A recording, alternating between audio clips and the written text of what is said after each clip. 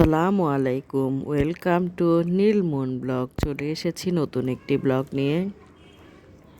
আমার গলার অবস্থা শুনে নিশ্চয়ই বুঝতে পারছেন আমি কেমন আছি।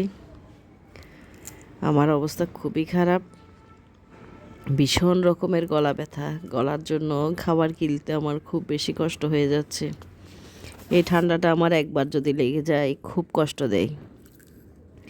সর্দি, গলা ব্যথা, একেবারে বিচ্ছিরি একটা অবস্থা। তারপরও কোনো কিছু কি থেমে আছে? কোনো কিছুই থেমে নেই। অসুস্থতার মধ্যেও সব কিছু গুছিয়ে নিতে হচ্ছে।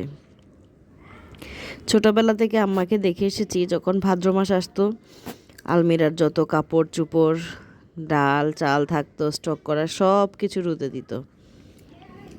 আম্মাকে জিজ্ঞেস করতাম জেনে শুনে ভাদ্র মাসেই কেন রুদে দিতে হবে। আম্মা উত্তরে বলতো, ভাদ্র মাসের রুদ হচ্ছে তিতা। ভাদ্র মাসের রোদ লাগলে এসব জিনিসে পোকা আসে না।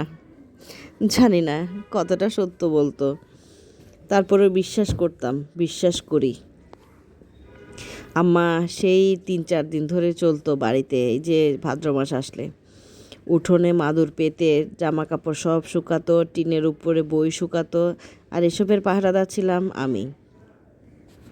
আমি রোগা ছিলাম বলে আমাকে টিনের উপর তুলে দিত বইগুলো শুকানোর জন্য। আব্বার তো বিশাল বিশাল আলমিরা ভর্তি বই ছিল। তো আম্মার থেকে যেহেতু দেখে এসেছি, ওই কাজটা আমিও করে থাকি প্রতি বছর। অনেকটা অভ্যাসের মতো হয়ে গেছে।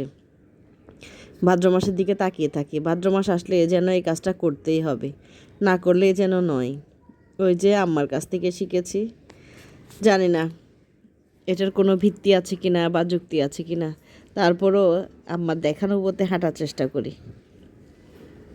এরপরে আমি বাচ্চাদের জন্য নাগেট বানিয়ে নিচ্ছি। যেহেতু বাচ্চাদের টিফিন বাসায় বিকালে নিহালের স্যার আসে, তাই কিছু না বানালেই যেন নয়। বাইরের খাবারগুলোর প্রতি বাচ্চাদেরকে খাওয়িয়ে কেমন যেন আমার স্বস্তি লাগে না। তাই এখানে নাগেট বানিয়ে নিচ্ছি। ব্রেড ক্রাম্ব ছিল না বাসায়, ব্রেড ক্রাম্বটাও বাসায় তৈরি করে নিয়েছি। সব কিছু মিলিয়ে মোটামুটি 1 সপ্তাহের জন্য টিফিন রেডি করে রাখছি, যাতে একটা সপ্তাহ একটু আরাম করা যায়। একটা দিন কষ্ট করলেও পুরো সপ্তাহটা আরামেই কাটা যায়। এই যে ব্রেড ক্রাম্বটাও বাসায় তৈরি করা, আমি এখানে কোনো ফুড কালার দিইনি। যেহেতু আমি আমার নিহালমনের জন্য করছি, তাই আমার ওদের স্বাস্থ্যের কথা আগে ভেবে রাখতে হচ্ছে।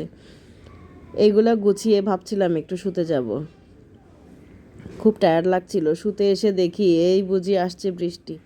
আবার তাড়াহুড়া করে কতগুলো প্যারন বিছিয়ে ডাল শুকাতে দিয়েছিলাম, সিদ্ধ চাল শুকাতে দিয়েছিলাম, এগুলো ঢুকিয়ে গুছিয়ে আমার অবস্থা একদম পুরোটাই কাহিল। আবার দেখলাম বাসার মধ্যে চাল ভাজা শেষ হয়ে গেছে। যেহেতু ছুটির দিন ছিল, তাই আবার তাড়াহুড়া করে মিষ্টি কুমড়া বিচি, প্যালন বিচি আর সেদ্ধ চাল দিয়ে চাল ভাজা করে নিয়েছি মিক্স। এটা আপনাদের ভাইয়া খুব পছন্দ করে। এরপরে এখানে আমি সবসময় যে পেজটা থেকে মিষ্টি অর্ডার করি বাচ্চাদের জন্য, সেই পেজটা থেকে মিষ্টি অর্ডার করে নিয়েছি। সাথে ছিল নিমকি মিষ্টি, দুটোই অর্ডার করে নিয়েছি। এখান থেকে বাচ্চাদেরকে টিফিনেও দেওয়া যাবে। তো আজকে আপনাদের কাছ থেকে এখানেই বিদায় নিয়ে নিচ্ছি। সবাই ভালো থাকবেন, আল্লাহ হাফেজ।